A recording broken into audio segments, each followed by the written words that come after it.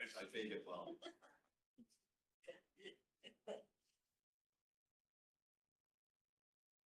All right. Okay, so I'll call the November 18, permanent and recal building committee meeting to order. Start out with a roll call attendance. Nancy Toomey, Here. Mark Doxer, Here. Mike Mazzaro, Here. Greg Stepler, Here. Nancy Zimlack, Here. Ari Greenberg. Here.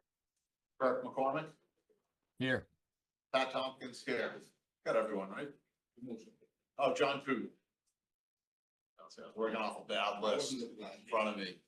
I came in person today, so it's Nice. Joel's happy to see me Special treats to see you in person. in person.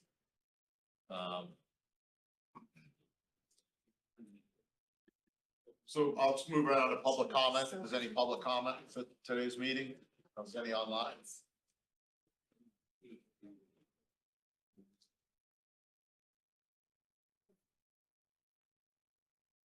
All right, hearing none, move on to review and approval of the last meeting minutes. Have anyone had any comments on those? Ever had a chance to review them?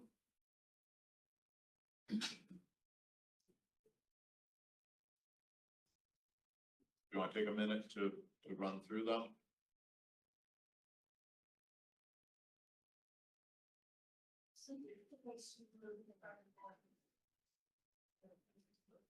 Lights, the wheels and stuff, okay, the lights were on, they should have up, but. Thank you. Thank you. Thank you. Anyone want to make a motion to accept the minutes? Move to accept the minutes dated 11/5/2025. Second. Any other discussion? Go to a vote.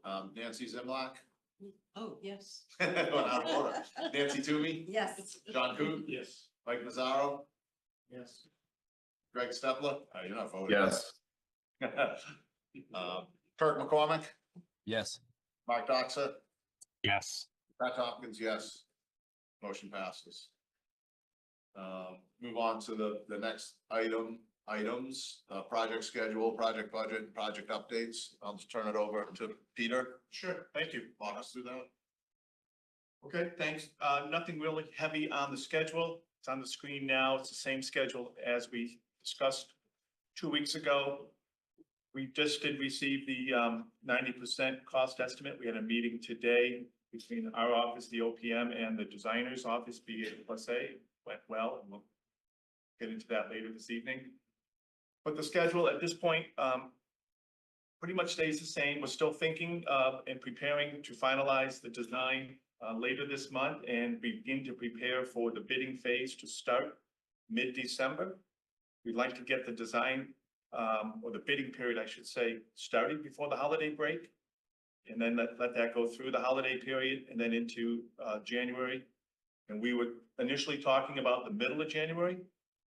After this meeting and before the next meeting we have in 2 weeks with the committee, our office will work with Joel's office, BH+A, and just kind of lock in some of the dates of actual bidding start, advertisement.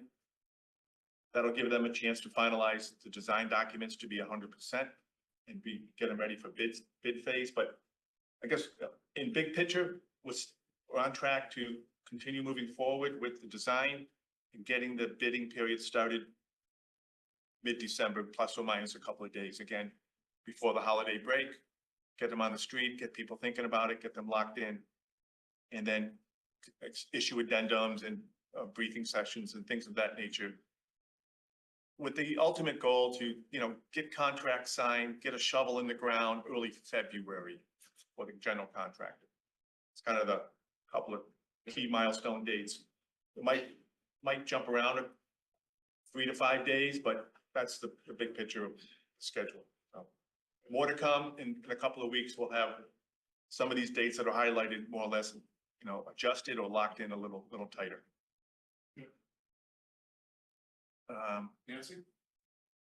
So when you say design, you're talking about what's highlighted in yellow, the construction design, Correct, correct? which is what we are into right now and just Right, finishing. right. Right. I just wanted to, we weren't going back. We're not doing, it's not design, it's detail. I'm just, We'll I'm, we'll call it a technical review of the document. I'm kidding. Document. I'm kidding, Pat. Yeah. Good terminology. Right. Correct. So do you want to move on to budget, and do we want to talk about the 90% estimate Sure. at this time, I think? Right. Because I just opened. I'm trying to find the punchline, but I'll let you go.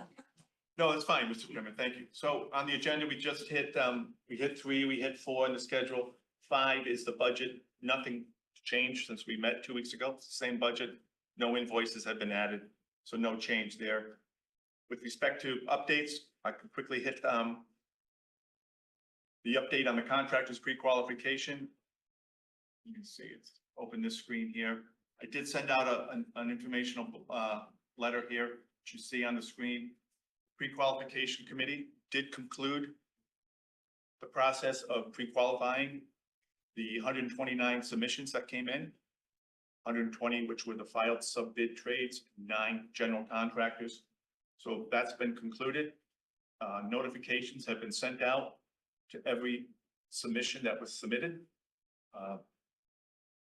And that's where we sit. And here's just a list of the, out of the 120 filed sub-bid trades, 113 have been pre-qualified. 7, unfortunately, did not meet the threshold. With respect to the general contractors, 9 submitted and 5 did not meet the threshold to be considered qualified for this project. Or 5 did and 4 didn't. Or did I say that? I'm Yeah. sorry. Thank you for that. 9 submitted, 5 made it, 4 did not. Okay, might have gone backwards with my message, but yes. Did you hear anything? So letters have gone out to all pre-qualified and non-pre-qualified Correct. subs and GCs. Did you hear from anyone? I have not heard anything back myself yet. Okay. Not sure if we will, but maybe we will, yeah, but ready to handle those calls when they come in. Okay. Any overall kind of sense of why the thought is not, I mean, what? Sure. Yeah, certainly. So pre-qualification committee in the evaluation criteria for determining if a contractor is qualified or not qualified is based on several factors.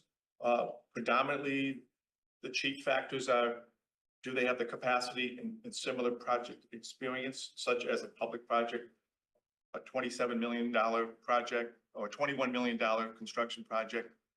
And some of these general contractors did not have that sort of new construction at a $21 million range.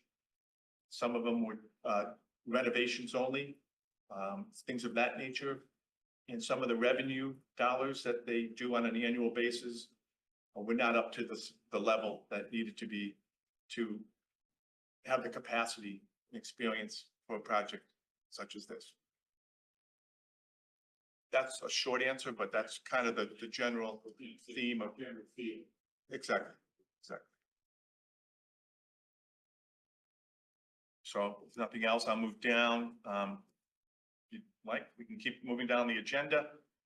Again, this would be a joint conversation with myself and Joel regarding the item called review and discuss the reconcile 90% cost estimate.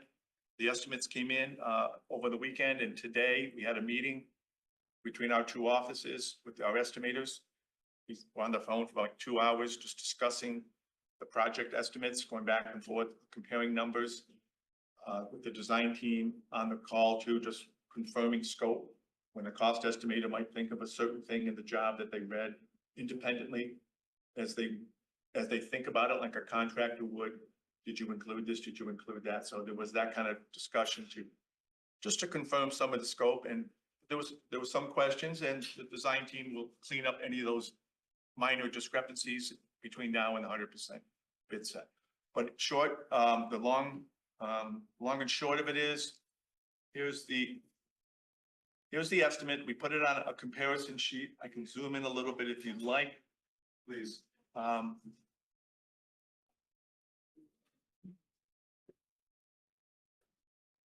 So this was done in a uniform manner. They break it out by, as you can see, the categories here, A, super shell, down to G, site work. And then that's the total direct cost, you can see right here. Then there's the other costs, the general conditions, some of the other contingencies and so on. Not to go to the bottom line, but just to give you the bottom line answer, then we can backfeed. Right now, we are under the estimated construction costs that was assembled as part of the project budget. I'll zoom in a little closer, so, and I'll highlight this. Should be able to, excuse me. So here, this 21,947,967 is the what we call the ECC, the estimated construction cost, and that's in the budget currently. That was part of the program that was approved at town meeting. And the numbers up above, the first number right here, the 20,719,000 is the current architect's cost estimate from their consultant, and the 21,348,000 is the OPM's cost estimate. You can see the differences down here. That would going to work out some of the minor discrepancies on some of the things I mentioned a minute ago.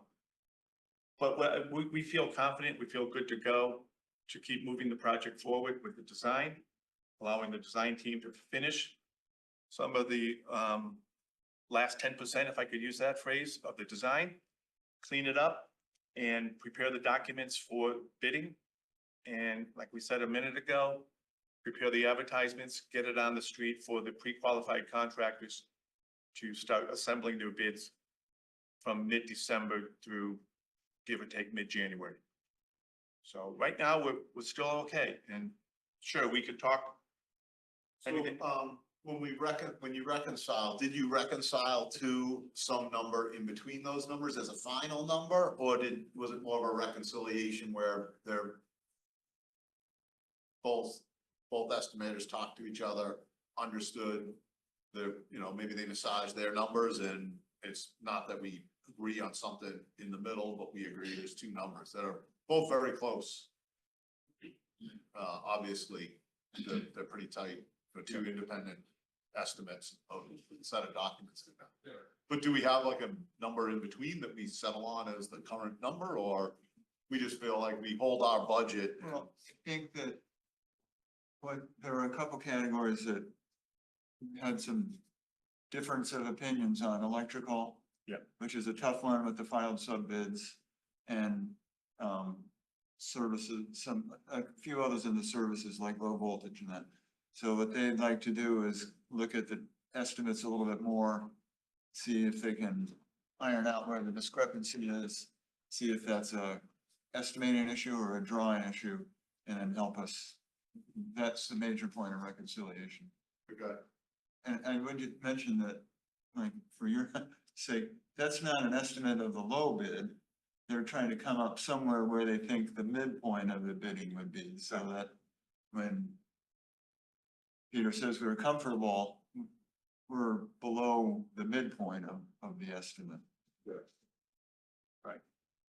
And as you mentioned, the exercise of reconciling isn't to be exactly the same. There's going to be a difference in the two opinions of the estimators. Yeah. Which is natural, as will happen with the bids when they come in from the contractors as well. But the point was, are the unit prices that the estimators are carrying reasonable to each other? Sure. And we work out those wrinkles, as Joel mentioned. And then there's some questions in the design, as Joel mentioned. Like, for example, the electrical, just making sure they both see it the same way. And that it's a good exercise because it does eliminate ambiguity. So when the contractors do look at it for real-time estimates and real bids, those wrinkles are ironed out. Example of the written charge. Yeah, thank you. Yeah. Yeah. So, thanks, Joel. So, a small example, regarding electrical. In the design, well, the way the estimators looked at it, one of the things was electrical. We talked a great deal about it in the meeting today.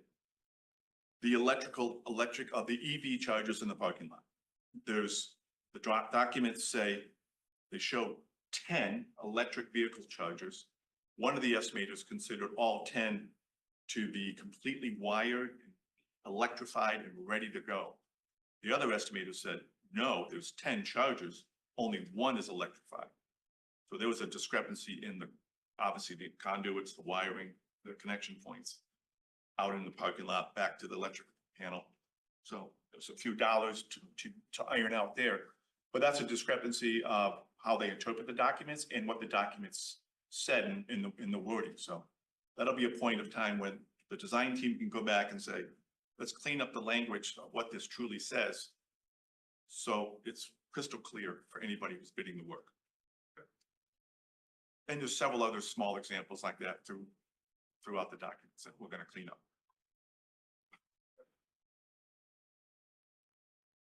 Can I just ask a question, more procedural question? I was just curious, at several meetings ago, Pat, you assigned different categories in that 90% document of permanent building committee members to look at. And were those comments also part of this discussion? Not yet, no, that's an independent exercise, but it did happen concurrently. So 2 weeks ago, when these documents came out from the designers, the estimating team went to work on their own and the design reviewers went to work on their own. So like members of this committee, like Ari did some mechanical and electrical, John did some structurals, Mike might have done some MEP, our team did some other ones. We're collecting those and they're pretty much ready to go. We're probably gonna hand them over to the design team tomorrow that came in from Nancy, you did some, thank you. Some, You did not get my comments on the spec yet. not yet, I'm right. through Division 6, and I'll send what I have so far to you, tomorrow, which will be helpful, because I had a lot of commentary on Division 1. And I'll complete all the divisions. It's just Just that 1,000 pages. So those comments will be assembled and given to the design team to make sure they're valid. So they'll be given to the whole group? Yes, Like the schematics, all the comments were given to the whole Sure, group. sure. Sure. Yeah, they'll be available. And, and that would include the estimators' comments too? Is that? The estimators' comments don't really have a lot of comments as far as design review. We kind of did that today. We'll clean up those things with respect to the design. And if it's valid, we'll put them into the design review comments, but Just curious, how did Mark's comments about the assistive technology play out? Was that part of the estimators?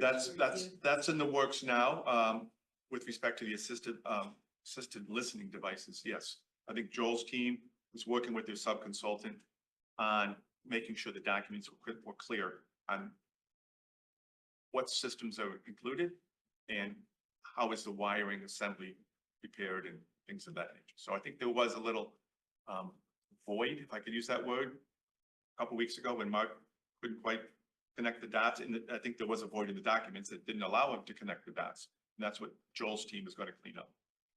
And then I'm assuming that the town is part of this process too. So they're looking at it and making sure that all the components, so that, you know, some of the missing configurations that were on the listening doesn't happen in other pieces. I'm just assuming that that's part of the process also. Yes. Oh, sure, absolutely, Joel. You can see that 4 lines up from the bottom, it still has design contingencies. Typically, when we get to construction drawings, we net that out to 0 because you've made all your decisions, but because of the assisted listening, and we still have some work ongoing with the geotechnical engineer and the structural and the civil engineers, just refining that. The team kept that 1.5% to cover those items so that when that gets added in, that'll go down to zero, but we're covering that in the estimate. That way.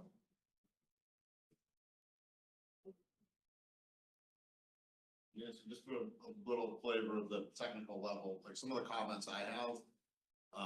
Might have to do with you're referencing fire stopping in this section and you're referencing it different in this section. It's not, I wouldn't call them design comments. They're like technical comments, like there's a conflict between these two spec sections. And we want to clear that up. So there's no confusion for the contractors. So just, that's a little more of the granular level we're at now, as opposed to, What I've been assuming. yeah. So I would say the budget where it is, one of the reasons we had this meeting was, in case we needed to consider doing anything, it seems like we should be, all full steam ahead towards getting the documents out to bid, making sure that it's a good, tight set of documents.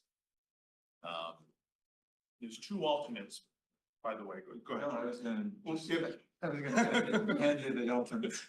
So go ahead, Joe. The estimate has 5 alternates. We're approaching this bid with 2 contract alternates. And I think we want to stay the course with that, but go ahead. Okay. Unless that's not what we want to do, unless you're gonna recommend something different. No, the 2 alternates are the Range Road extension. And that one is 254,000. It's a little bit higher than it was.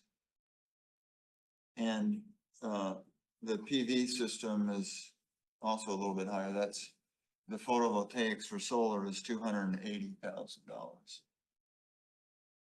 So in theory, there is enough money to accept both and stay within budget.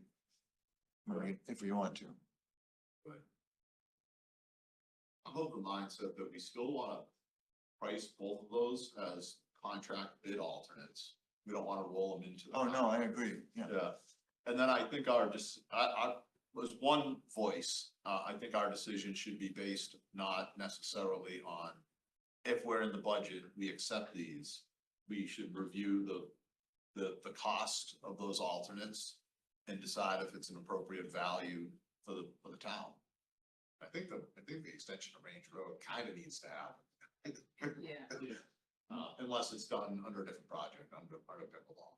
But so that probably gets done one way or the other, and it's almost an alternate for an accounting exercise.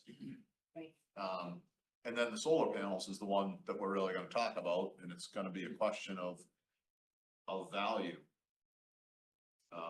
Which while we're on that subject, I'll ask Ari if he feels like he has roughly enough information to weigh in on that question. Fast forward a month and a half or 2 months, and we have a bid in hand, and we have to make a decision to accept those the solar panels at X dollars. Do you feel like, and I'd like curious to hear from Greg, if you feel like there's enough information on, cost savings from usage and things like that to not necessarily make a decision in a vacuum, but help advise the committee. The analysis was done, so it's just a matter of plugging in the new costs, but my take was that it's gonna be a no unless RMLD steps in and wants to participate in that piece of the project. That was that's not it. I suppose that's an opinion, but also where I thought we had gotten to the last time we discussed the PV particularly, so. I felt like we kind of were hovering around like a 10-year return on investment, lack of a better term. Like Mark was more like a 10 to 15, and John was more like a 5 to 10. Lands me at 10. But the base bid includes solar revenue. Right. Yep. So this is just the alternate is for just putting panels in or not at this stage. Yep. Is that right? That's correct. Does it include the wiring? The conduit from the roof to the Conduit. panel is there. Not the wiring, I just, yeah. So I think we stay the course and we know we're gonna have a decision to make. Good. But if the solar, Hey, Pat? as an ad alternate, if the contractor bids it much less than the 280, then yes, we do come back and look at this. Absolutely. Yeah. But, Mark's got his hands up. Thanks, Pat. So, and Ari, I'm not sure if you were at the meeting, when the discussion was had that there is, I believe, a $60,000 credit. And maybe Joel, if you can correct on that if I'm not right. So is that 280? I'm assuming that's the bid price. And if there were a $60,000 credit, that would reduce it to 220. Is that right? That's correct. So the evaluation, I don't think has not been updated based upon that kind of new costs. And that information came through RMLD.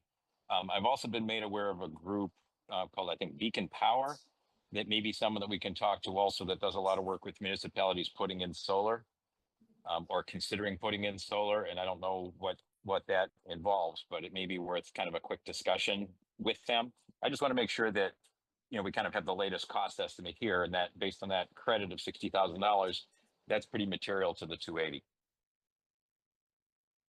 Agreed. Yeah, thanks, Mark. And the other aspect of this, I think we put this to bed, but I just wanted to confirm from the group, there was at one point there was discussion about whether RMLD would be interested in essentially doing, for lack of a better term, a power purchase of doing the array outside of the project budget. It sounds like the answer to that must have been no, given that they're instead offering a credit towards the building, towards sort of the town owning the panels. But again, earlier we had talked about that because the base bid is solar ready, there's nothing that precludes them from potentially doing that down the road, regardless of whether it's included in our budget. I was wondering if maybe Dan could chime in on that.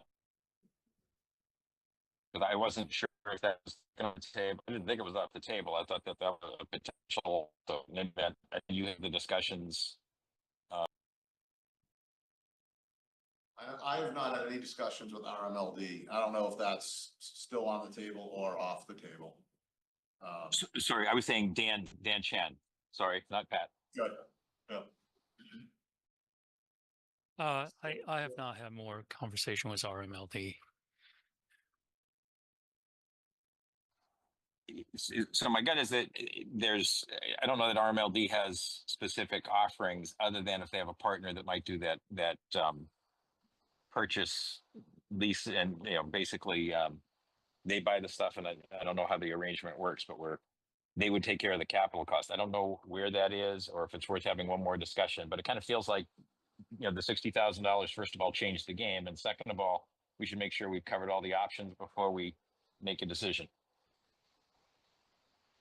And knowing what the school is doing might help inform that as well, with regards to what RMLD offered for the school. I don't know what they are doing. I'm of the impression that that's the $60,000 grant we're talking about, or $60,000. I don't know if it's a grant or a credit or what it is, but there's a program that the school is utilizing, and I believe the 60K represents what it would be for us. Got it. Okay. And the school's doing solar panels on the roof and not doing like a parking lot canopy under their design. We're ahead of them as far as design, but that's where their budget is headed. But if the school is doing it, the school has it in the base bid, like So- not as an alternate. And the school is at 60% CDs, so yeah. a step behind. Anything's Well, potentially can change. Is there a significant difference in the cost per kilowatt for what the school is doing versus what we were doing? If it's not, then you'd expect the economics and therefore the decision to be the same and consistent. Yeah, I think the driving factor on that was the MSBA contributions that increase. So that changes the economics, Got it. Okay, that makes sense. which is why the school's also doing geothermal for that reason. Okay, that's it. That's very helpful. Easy to do something that somebody else is making, is paying the money. At least some of it. Exactly. Isn't that always the way? Yeah, it definitely changes the calculation. But Joe, how does the documents deal with, I'm talking about the roofing warranties.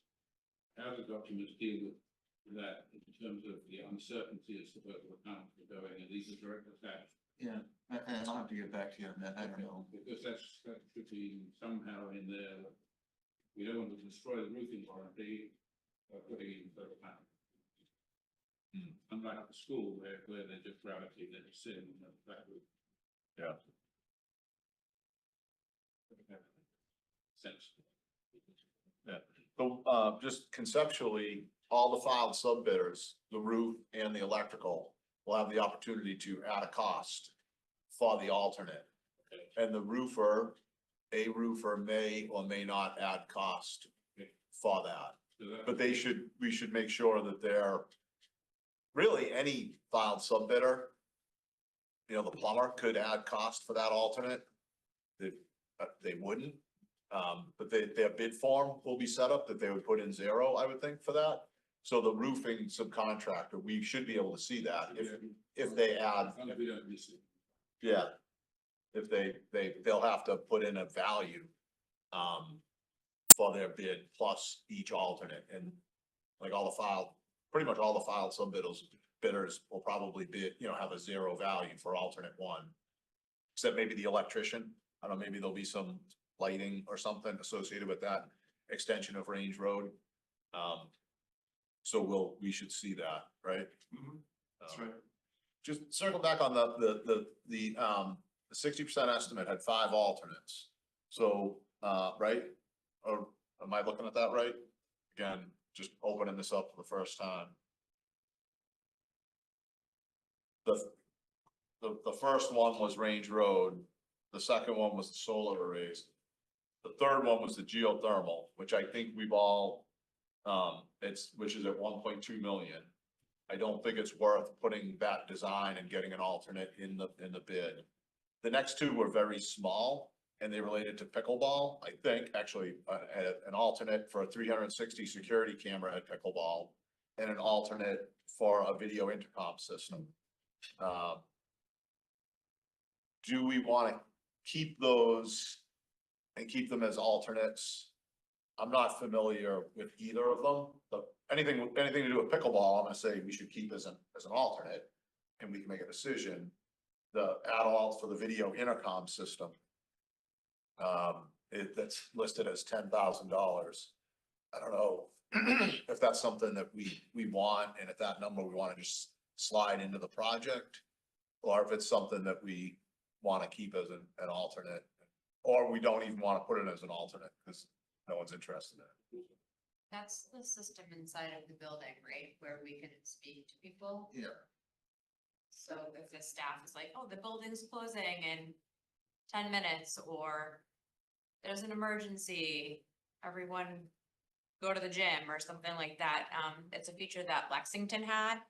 So we thought it was really valuable after visiting. So if we could add it, that would be great from a staff standpoint. I know we all really liked that idea to have that capability, but It is a $10,000 item, so I mean, it might you not be guys. worth doing it in that alternate, just put it in. Yeah, you could just slide it in the base bid. Yeah, I mean, okay, cool. that's what I mean, Joel, Yeah. yeah, I'm not, Joel just needs to know what to do. Right. it could be part of the phone system, but it's video too. Oh, I was just asking if it could be part of the phone system, which sometimes happens. Yeah. They pick up the phone, dial a code. So we put that into the base contract, you put it in the electrical file sub bidders scope. I think that makes sense. Is there a desire to keep the 360 security camera at pickleball as a third alternate? I think there was a desire to put it in the base bid, because it's not just for pickleball, it's just sort of to cover that back end of the parking lot and that end of the site, so pickleball's in that zone, but I don't think it's a $25,000 cost, and the issue is that wants to tie into it has to tie into Recal. Okay. It can't be its own little system because the whole surveillance camera is part of the Recal project. So. I mean, we can do it as an ad alternate, but I think it might be a lot simpler to just put it in the base bid because. Good. So if you ask for something special, you usually get a special price. Yeah. If it's just in the base project, it's another camera. Okay, and that sounds like this was a request of the police department, and the recommendation of BH plus A and TTH is that we. I'm gonna let you weigh in if you want. We keep, we keep alternate 1 and 2 as alternates. Alternate 3 is not an alternate. It's not in the bid documents. Alternate 4 for the security camera and alternate 5 for the video intercom system. We're under budget and they're short dollars. We want to roll that into the base bid. That sounds fine with me. We're on Unless, the budget now. That's the Yeah. benefit of Budget alternates, is that if it doesn't come in under budget, you can put them out. So, no, so, right, you know, there's some merit in having the small alternates. right. There's also some merit in putting in the budget, you know. At those values, I kind of agree. If we're thinking we want them, put them in the base bid. That kind of, I mean, there's small values. You kind of get a little bit of they cost a little more when you might pay a little more when you call something out as an alternate.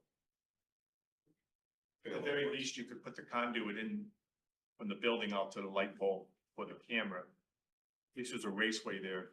5 years from now, you want to put it in, you don't want to tear the parking lot up for a 2-inch conduit. So, and that's small change for that while they're there. Any case, so that's good. We got that. Okay, so I think that unless we want to talk about it more, that's the direction we want to give the design team. I think it makes sense. 1 and 2 remain alternates, 3 goes away, 4 and 5 get put into the base bid. Quick question, Peter, on some of the exclusions, if you will, to the estimate, just one that jumps out, that builder's risk insurance is not carried. Not to say that we're not gonna bid it that way, but we have costs in our overall budget for the builder's risk insurance, some, The owner does? In other we do words- within our budget. That's what I mean. So, Yeah, are we, within our $27.9 million budget, if it's not, and anything to that extent. That's listed as a qualification when the estimators bid this and they say, you know, we don't have the builder's risk insurance. Just because it's not in that $21 million number, it should be in the soft cost between the 21 and the 29. right, are we saying okay. Can I have Well, a question? I'm not saying that we're gonna have I'm not making a decision whether the builder's risk is carried by the contractor or not, but the estimators didn't include it in this number. That's correct.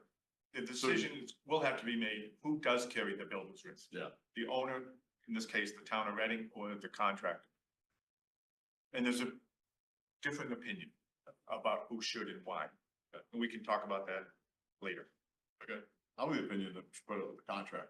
Don't we need to talk about it now? Okay, sure, let's talk about it There's not now. much later than this, you know. Yeah, I'll start the bidding we'll have the contractor included. We were advised by Maya that the town should carry it. Okay. Maya's advising us that because if anything goes wrong, the town is paid first if we carry it. Yeah. So I can get more information for the committee to help discern on that, and you with your experience have more information on why it might be advantageous to have the builder. But Maya has advised us for years, like, are you building anything? If you're building anything, we want to know so we can, have the builder's risk. The builder will also be named as additional insured on that policy. Good. So the builder would not have to have a separate builder's risk policy. It would be the same policy, but it would be paid for by the town, and the town would be paid first if the town had a loss. Okay. That was incurred. So it's halfway built and the building burns down, or God forbid, there's no wood to knock on. But the town would be, stomp your feet. So, the town would be paid. So that's our advice, and that I mentioned that, I think, to Peter in the past, so. I'm fine with it either way, and with the whole procurement, like I said, I defer to the town, the procurement. I have a different opinion. That's He has a different opinion. Okay, That's just my opinion. Only because I've experienced it the other way. we want to hear it. I've experienced where the owner, on a project, the owner did carry the builder's risk, and there was an incident. What happened? The owner's insurance agent responded, but not timely. Therefore, the contractor put in a claim. I'm losing time. And by the way, I've lost money. So then it became a deep discussion. And it wasn't just a claim to repair the damage due to the builder's risk incident. Right. It became more conversation about compensation to the contractor for lost time The last time. and Okay. a series of other arguments. I would be very interested to continue. the So conversation. while the owner, in this case, the town, probably could pay lower premiums because they have a different arrangement with the MIAA, is that the insurance company? MIIA, Okay. Massachusetts Interscholastic Athletics Association, Massachusetts Interlocal Insurance Agency. I think the savings and the premiums, it's just, again, my opinion, we can certainly talk to the insurance agents who are far better at this than I am. Mm. I believe the insurance premiums, while it seems like it's a nice arrangement for the town because we're paying less overall in premiums, not a tremendous amount, but enough. But if there is an incident, those savings are long gone. I appreciate that, and I would be interested to hear more about that, offline. Exactly. Yeah, I think, the concern that I have is less about the premium, but I care about the premiums, obviously. I'm concerned about what you're talking about, this service, and that we use Maya for all of our property risks and other insurance lines, and I manage that relationship. And when we have like a cybersecurity incident, the response is fantastic. And we have just, a 3-person team for 3 different companies on the phone in a couple hours and, managing what's going on with that, longitudinally until, everything's been sorted out. So our experience with them and we get, good responses. I've never had a builder's risk policy with our carrier or with anybody they might do the paper with. So, I'd be curious to see. And What Mrs. other Kirk, if I could, I don't want to hijack things, but my experience representing public owners and private owners also is that you're in a better position when you're dealing with the OSIP carrier, if you have an OSIP or something else like that. But either way, the builder's risk policy, you're going to be in a better position if you are in control of it and you've paid the premiums. But I don't want to hijack the conversation. I'd like to have more conversation about it at some other point when we can give it a more fulsome discussion. Yeah, I think that makes sense unless anyone else has any other thoughts. Sounds like it's Peter and Pat against Kirk and Jane.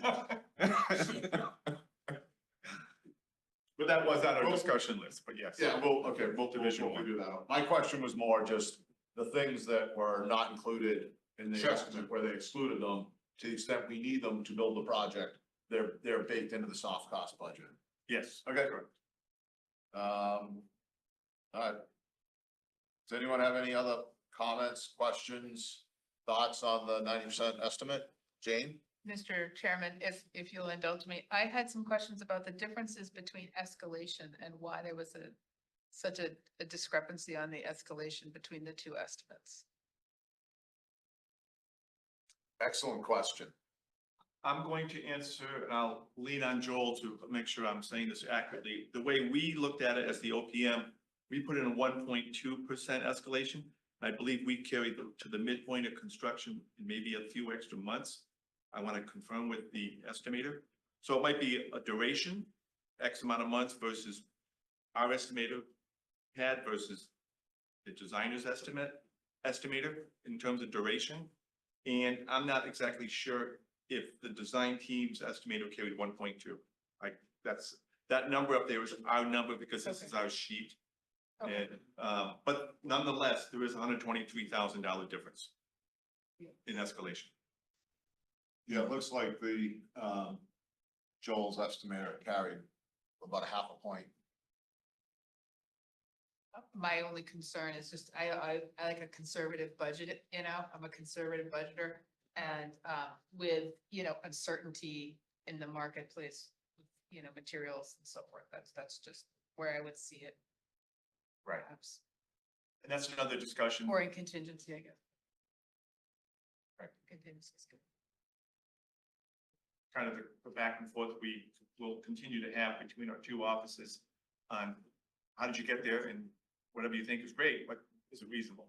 And can we agree to agree or disagree? Leave it at that. Thank you. Anyone else have any questions or comments about the 90% estimate? So these, the estimate is based upon not today's prices, but the prices at midpoint of the contract. The escalation includes that to midpoint of construction, correct? But the estimate is based upon today's prices. Yes. So, Yes. so the 1.2% is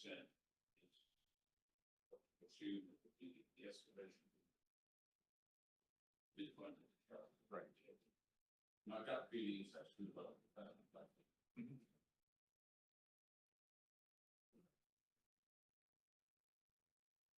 If that's true, yeah, it's fine. Depends on how you calculate it, like, the escalation is gonna be to the bid price. Like, maybe there's escalation baked in, but today's price is today's price. So you're talking, arguably, you're talking about one, yeah, could have about 2 months of we don't know, escalation. it's crystal, you know, that's, no, maybe that's. But My feeling is it's better, but it's that's. an electronic bid, our flow bidder could strike the wrong key on the keyboard in the last second, and we could lose $500,000 off the low bid. Oh, that was. That happens sometimes. And if you don't think that's ever happened, I can tell you're wrong. Was it painful, Pat? I don't know, it was more painful for me or the town that lost $2 million. Oh, But, okay, moving on. So good with the 90% estimate, great job. Obviously, we're right where we want to be at this point. We should, being where we are, we should really focus on, you know, getting the documents tight. Because that's gonna be the other side. You get to, if we get to a bid and we have a good bid, then you gotta get through construction. And, I had plenty of comments on the specs that we can clean up too, so I'll get that to you.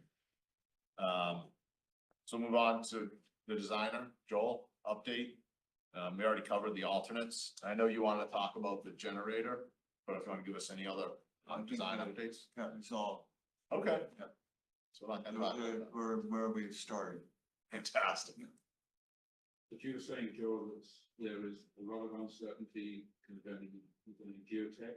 I wasn't aware that. No, there's not a lot of uncertainty. That what we want to do is define a pay line where, because you may in certain areas go deeper, they want to have a meeting to discuss, is a pay line at 6 feet or 5 feet, and set that, and then we'll establish a unit cost for depth that goes below that pay line. So it's, There's no discussion about the type of foundation. No. That's all been. no, but it's just how to bid it, and we just went through it in, Newton.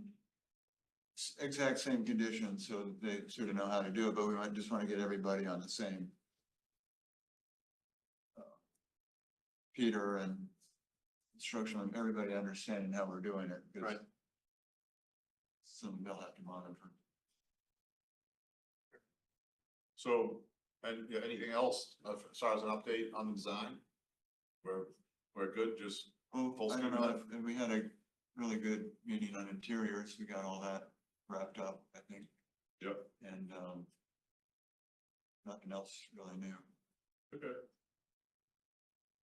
All right, so just moving through the agenda, I think we've covered everything. The town, no real updates from town staff. No contract amendments. No prior business to follow up. Is any new business that anyone wants to bring up for general discussion? Project I have meetings? a No question invoice? or topic. Good. So I suppose,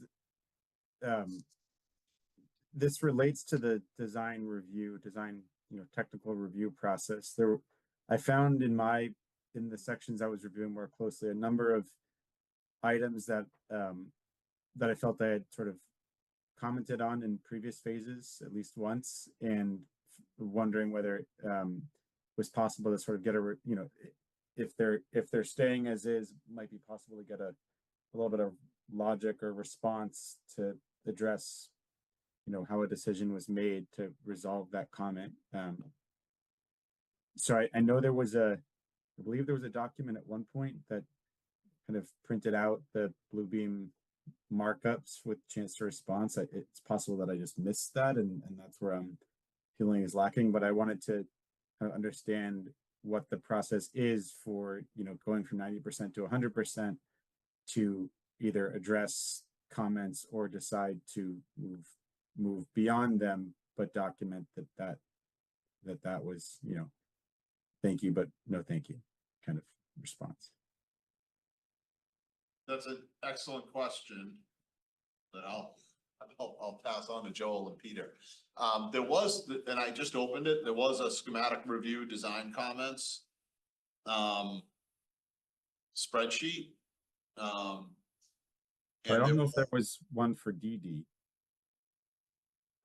unless I missed it. Maybe that's what it's missing. Those were so close to. Yeah. You didn't really do DD. Right, I think you were the only one that did the comments on DD, that's probably why that got missed. Glad Ari's on it though. Well, maybe if that's the case, I could just take my couple of topics, to a sidebar rather than force us to create a whole document process to answer one or two sticking things I have. So Yeah, so I'll ask Peter and Joel what you recommend. I know, like, my commentary, I don't want someone to tabulate everything I come up with on the spec in a spreadsheet, because it wouldn't be it wouldn't be a good use of someone's time. It's more important for me to know that someone's gonna go through that and think critically about it and just think about the comments that I have. I think Ari's comments are a little more binary, like I think you should do something different that need closure to them. So you could. yeah, there's really just one or two things, and I assumed that because Bluebeam will print out the ledger of annotations, that was one possible way to do it. But again, like I think it just makes more sense to have a sidebar, and obviously it's an MEP one, so that's it's pretty specific group of people that can chime in on that, and we'll be able to. It'll just help me to know that there's an answer as opposed to, or what the answer is, or a logic. But I think it's possible, or it's likely at this point, that the particular issue I have is, we're past the point where it makes sense to implement that change. So it's just a matter of having a kind of closure on what the thought process was behind the decision. Okay, so could you send an email out to Ari and coordinate a conversation with him and the engineers? Exactly. Well, I know we have a Excel spreadsheet, all listed, itemized, including Ari's comments. I'll double check with Joel's office, which was whispering that we're gonna confirm past communications. Okay. And do a back check, if I could use that phrase. So when Ari or others did review comments previously to the 90%, we want to make sure that if they were valid and they require action, that the design team takes action at this point. And we'll do a back check between our two offices, and maybe we'll connect a timeline. We meet up with Ari to confirm that he's comfortable with the response to his comments. I view these kind of things that if a reviewer has a comment, it needs to be noted and needs to be responded to.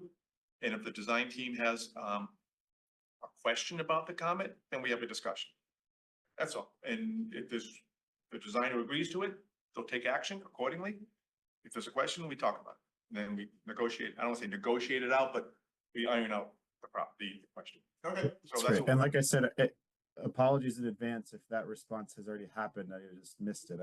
No, because I know that we had done that for one phase, but I I just may have missed a response. So I'm not trying to assume that anything's being ignored. I just wanted to follow up on that. I'll apologize also if it was responded to and you were not given the response answer. So probably a two-way apology, potentially. Nancy? Just refresh my memory, who is the design team? Who's on? Joel, Joe. everyone under his contract is the, Okay. so So it's mechanical the engineer, agent. structural engineer will refer to generally as the design team. The people on Joel's team, like Dan and Colin, landscape architect, et cetera. Fair? Okay. You can always question my terminology if I use things like that. It's fine. When you respond to the comments, we didn't really get a response to the previous ones. Some of the comments had the location of a certain wall on the structural drawings was different from what it was shown in the architect. Yeah. One of them had to be right, one had to be wrong. There was no feedback, except we look at it later. Well, we're gonna go through it. I don't know that we received all those comments from the DD set, so we need to go check on all that. I'm gonna consolidate all the comments from day one to today. Okay. And we'll double check. And- because, yeah. Provide the responses in a spreadsheet. So, the spreadsheet says the design, somebody made a comment and the design team should respond. And we'll collect all those responses. And if there's voids, go back to the design team to see what the response is. And we'll share those with everybody, particularly the reviewers, so they get a response to their comment. And if there's a void in the response, such as the design said one thing, designer says one thing and the review commenter says another, we have a discussion to figure out what the solution is. So again, my view is every comment should be checked and then back checked and responded to and confirmed. Oh, I'll say the word signed off, but essentially signed off or agreed to. That's a perfect scenario, but we'll try to achieve that. Okay, Nancy? And I'm assuming, again, we're just talking about the construction design.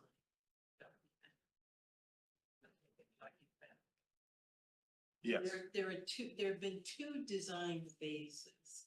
So I think, for people listening to this, I think you have to include the word construction when you say the word design, because this is the second phase.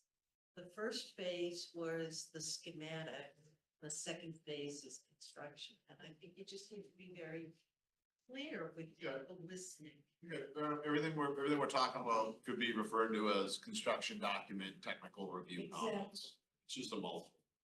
We just we just throw everything under the umbrella I of know, design, us but you construction have people. people listening, you have the public listening, and I think you just want to be very clear, so that people know what's under discussion.